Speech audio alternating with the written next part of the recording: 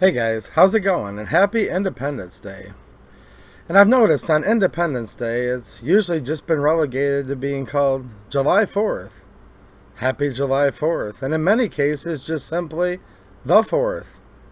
Happy the 4th. But why do we celebrate this day, and what does it actually mean? Well, I'm about to tell you, not in my own words, but in the words penned by Thomas Jefferson nearly 250 years ago and signed by the founding fathers of the United States of America. And this is actually, in my opinion, one of the most beautiful documents that's ever been written by a government. And I'm going to read the Declaration of Independence. I'm going to read the whole thing. And as I do, I want you to think about, why are we in the shape we're in this country right now? And let me know in the comments how much the current United States of America resembles at that time the current King of England and the colonies and the things that were going on then.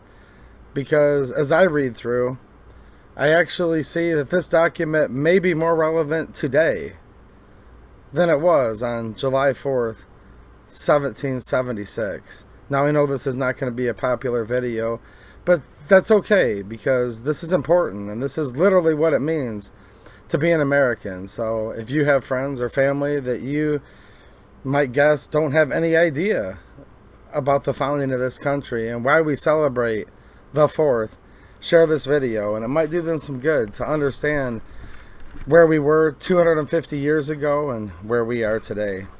In Congress, July 4th, 1776, the unanimous declaration of the 13 United States of America. When in the course of human events it becomes necessary for one people to dissolve the political bands which have connected them with another, and to assume among the powers of the earth the separate and equal station to which the laws of nature and of nature's God entitle them, a decent respect to the opinions of mankind requires that they should declare the causes which impel them to the separation. We hold these truths to be self-evident, that all men are created equal, that they are endowed by their Creator with certain unalienable rights, that among these are life, liberty, and the pursuit of happiness, that to secure these rights, governments are instituted among men, deriving their just powers from the consent of the governed, that whenever any form of government becomes destructive of these ends, it is the right of the people to alter or to abolish it, and to institute new government, laying its foundation on such principles and organizing its powers in such form as to them shall seem most likely to affect their safety and happiness. Prudence, indeed, will dictate that governments long established should not be changed for light and transient causes, and accordingly all experience hath shown that mankind are more disposed to suffer while evils are sufferable than to right themselves by abolishing the forms to which they are accustomed. But when a long train of abuses and usurpations, pursuing invariably the same object, evinces a design to reduce them under absolute despotism, it is their right, it is their duty to throw off such government, and to provide new guards for their future security. Such has been the patient sufferance of these colonies, and such is now the necessity which constrains them to alter their former systems of government. The history of the present King of Great Britain is a history of repeated injuries and usurpations, all having in direct object the establishment of an absolute tyranny over these states. To prove this, let facts be submitted to a candid world. He has refused his assent to laws, the most wholesome and necessary for the public good. He has forbidden his governors to pass laws of immediate and pressing importance, unless suspended in their operation till his assent should be obtained. And when so suspended, he has utterly neglected to attend to them. He has refused to pass other laws for the accommodation of large districts of people, unless those people would relinquish the right of representation in the legislature, a right inestimable to them and formidable to tyrants only. He has called together legislative bodies at places unusual, uncomfortable, and distant from the depository of their public records, for the sole purpose of fatiguing them into compliance with his measures. He has dissolved representative houses repeatedly for opposing, with manly firmness, his invasions on the rights of the people.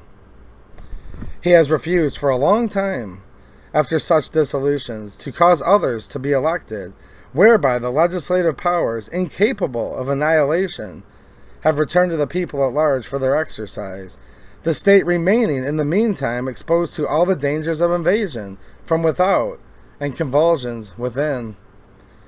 He has endeavored to prevent the populations of these states for that purpose, obstructing the laws for naturalization of foreigners, refusing to pass others, to encourage their migrations hither, and raising the conditions of new appropriations of lands. He has obstructed the administration of justice by refusing his assent to laws for establishing judiciary powers. He has made judges dependent on his will alone for the tenure of their offices and the amount and payment of their salaries.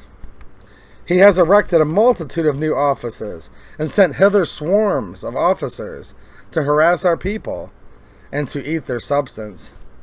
He has kept among us, in times of peace, standing armies without the consent of our legislators. He has affected to render the military independent of and superior to the civil power. He has combined with others to subject us to a jurisdiction foreign to our Constitution and unacknowledged by our laws, giving his assent to their acts of pretend legislation.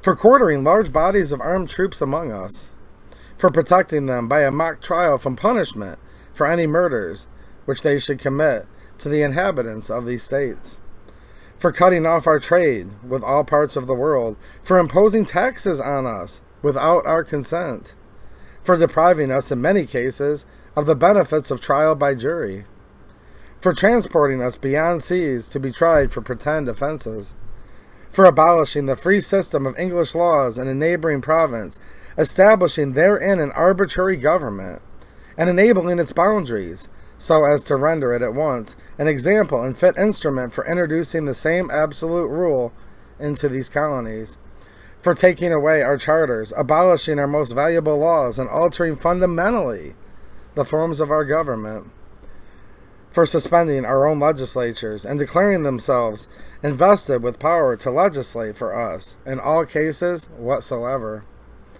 He has abdicated government here by declaring us out of his protection and waging war against us. He has plundered our seas, ravaged our coasts, burned our towns, and destroyed the lives of our people.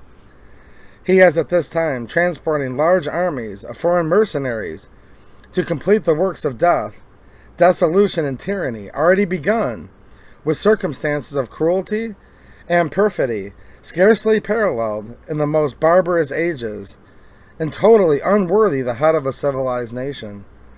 He has constrained our fellow citizens taken captive on the high seas to bear arms against their country, to become the executioners of their friends and brethren, or to fall themselves by their heads. He has excited domestic insurrections among us, and he has endeavored to bring on the inhabitants of our frontiers, the merciless Indian savages, whose known rule of warfare is an undistinguished destruction of all ages, sexes, and conditions. In every stage of these oppressions, we have petitioned for redress in the most humble terms. Our repeated petitions have been answered only by repeated injury. A prince whose character is thus marked by every act which may define a tyrant is unfit to be the ruler of a free people. Nor have we been wanting in attention to our British brethren. We have warned them from time to time of attempts by their legislator to extend an unwarrantable jurisdiction over us. We have reminded them of the circumstances of our immigration and settlement here. We have appealed to their native justice and magnanimity, and we have conjured them by the ties of our common kindred to disavow these usurpations, which would inevitably interrupt our connections and correspondence.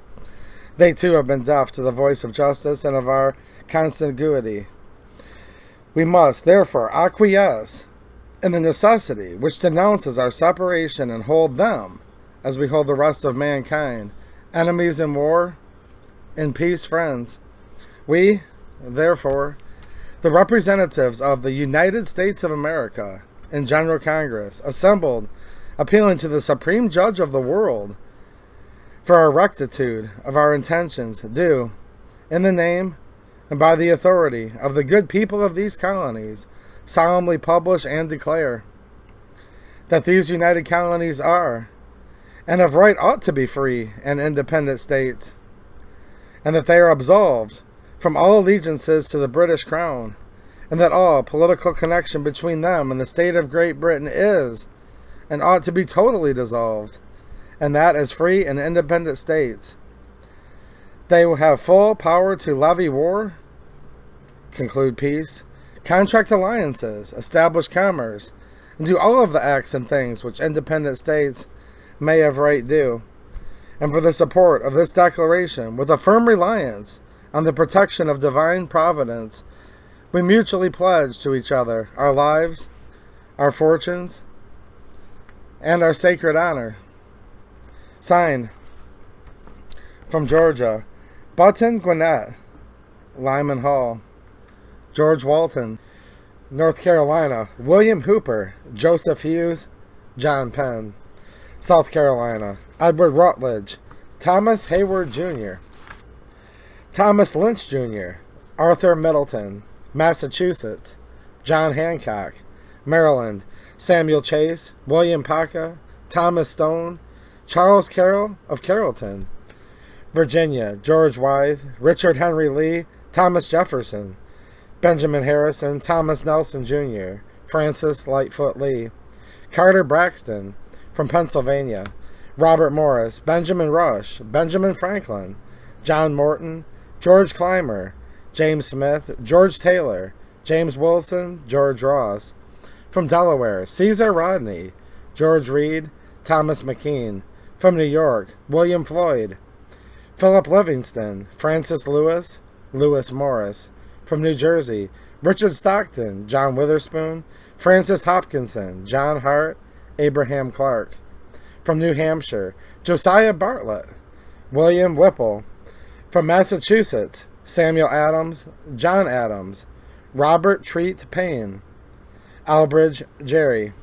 From Rhode Island, Stephen Hopkins, William Ellery. And from Connecticut, Roger Sherman, Samuel Huntington, William Williams, Oliver Wolcott. And from New Hampshire, Matthew Thornton. Alright, I hope you guys have a good Independence Day, and I will see you all soon. Thanks for watching, and have a good one.